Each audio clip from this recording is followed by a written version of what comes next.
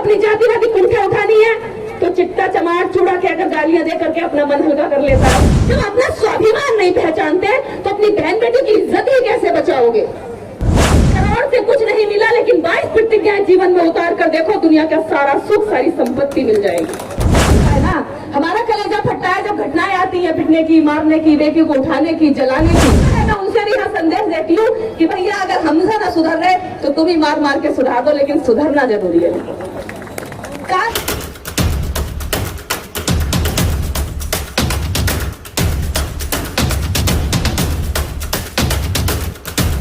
किताबों में दर्ज थी और साहित्य हम और आप जानते हैं कि कितने लोगों के घरों में होता है और होता नहीं है, कहीं गिने चुने लोगों के हाथ में होता है।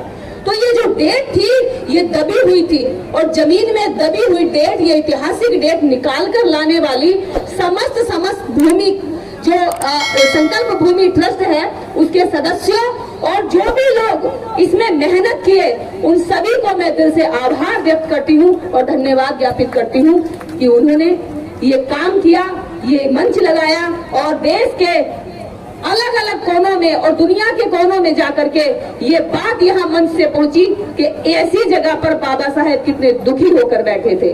तो मैं बाबा साहेब के बच्चों से एक बात कहना चाहती हूँ, अगर वास्तव में बाबा साहेब के बच्चे हो तो अपने बाप की बात मानो, अपने बाप की बात मानो, तभी आपको अपने बाप की जमीन, जायदाद, दौलत, धन, राजनीति, शिक्षा, संपत्ति में हिस्सा मिलेगा। जब दूसरों के बाप की बात मानोगे तो लात मार के भगा दिए जाओगे। वही भगाया हुआ समाज ये दर-दर ठोकरें खा रहा है। क्यों? क्योंकि आप तो कहीं मनाएंगे कोई त्योहार, कहीं मनाएंगे कोई त्योहार, और वहां पंडालों में हमारे लोगों को मार के भगा दिया जाता है। वैसे वो सही करते हैं क्योंकि हमारे जो मुंह से प्यार से कही गई बातें हमारे समाज के कुछ भीड़ लोगों पे बड़ी धीरे से असर करती हैं, लेकिन उनकी जो डंडा पड़ता है, लाठी पड़ती है, लात पड़ती है, बाल पकड़ के मारते हैं तो शायद उन पे कुछ असर पड़ जाए। अच्छा है, मैं उनसे भी यहाँ संदेश देती हूँ कि भैया अगर हमजा ना सुधर रहे तो तुम ही मार मार के सुधार दो, लेकिन सुधरना जरूरी है। क्या कहे, अपने लोगों को मारने के लिए इजाजत तो नहीं दे सकते, लेकिन मजबूरी में ये कहना पड़ रहा है। कोई हाथ लगाए तो हमारा दिल दुखता है ना, हमारा कलेजा फटता है जब घटनाएं आती है पिटने की, मारने की, बेटी को उठाने की, जलाने की। आज भी आजाद भारत के अंदर जब 76 वर्ष पूरे हो चुके हैं, आजादी का अमृत महोत्सव मनाया जा रहा है, लेकिन हमारे लिए अमृत नहीं है कहीं भी, हमारे लिए तो मृत है, मृत्यु है, जहर है, जातिवाद का जहर जो हमें शिक्षित होने के बाद भी हमारा पीछा नहीं छोड़ता, जैसे बाबा साहेब का पीछा नहीं छोड़ा था। जानते बाबा साहेब के साथ शिक्षित और नौकरी में आने के बाद भी क्यों किया था ब्राह्मणवादियों ने ये षड्यंत्र? क्योंकि उन्हें ये डर था अगर डॉक्टर अम्बेडकर शिक्षित हुआ है, टाई सूट वूट पहन करके अगर आज नौकरी करेगा और इसको हमने सम्मान दे दिया, इस अछूत महार को स्वीकार कर लिया हमने इस कुर्सी पर, तो फिर इसका समाज पढ़ लिख कर कुर्सियों पे कब्जा करने लगेगा। समाज में ऐसा संदेश दो कि तुम्हारी पढ़ने लिखने के बाद भी तुम्हारी नीचता और अछूतता को हम स्वीकार नहीं करेंगे। और ब्राह्मणवादियों ने बाबा साहब का अपमान करके यही संदेश दिया और एक संदेश दिया कि तुम कितना भी जातिवाद को मिटाओगे, आप एक लकीर मिटाओगे वो 10 लकीरें खींचते जाएंगे। आप एक षड्यंत्र उनका बताओगे समाज को, वो 10 षड्यंत्र समाज में घेरते चले जाएंगे। हमारे दिमाग का टेस्ट करते हैं वो, क्योंकि उन्हें पता है कि हम बाबा साहब की औलादे भले ही हैं, लेकिन हम उनकी बात नहीं मानते। जय भीम बोलने से बात नहीं बनेगी, नमो बुद्धाय बोलने से हम बौद्धिस्ट नहीं बन जाएंगे। हमारे व्यवहार में झलकना चाहिए, हमारे परिवार में झलकना चाहिए, हमारे चरित्र में झलकना चाहिए, हमारे संस्कारों में झलकना चाहिए, तब हम बौद्ध दिखेंगे। नहीं ऊपर से कह लूं हमारे मुंह में भर रहा है गुटखा, मोमो उठाए, कुछ तो मुंह भी नहीं खोल पा रहे। मैं ही सुबह से मिल ली 50 से, कुछ तो बोल भी नहीं पाए ऐसे करके, क्योंकि 5 रुपए खराब हो जाएंगे। ये समाज की सच्चाई है।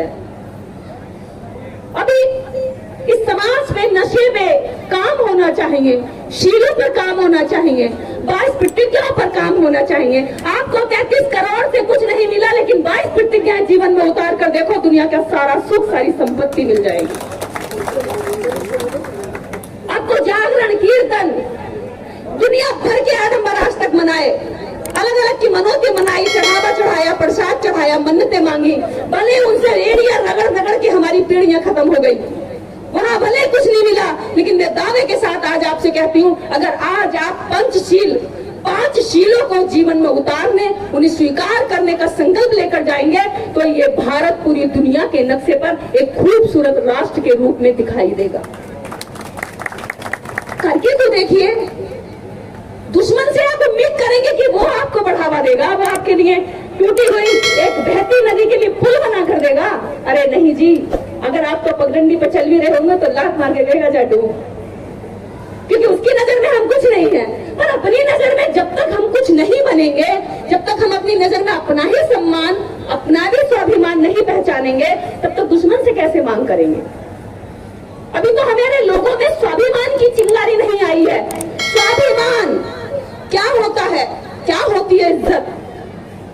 इस देश के अंदर एनसीआरबी की रिपोर्ट बताती है कि हर चौथे मिनट पर, हर 8वें मिनट पर एक दलित बेटी का रेप हो जाता है। ये वो आंकड़े हैं जो रजिस्टर्ड होते हैं।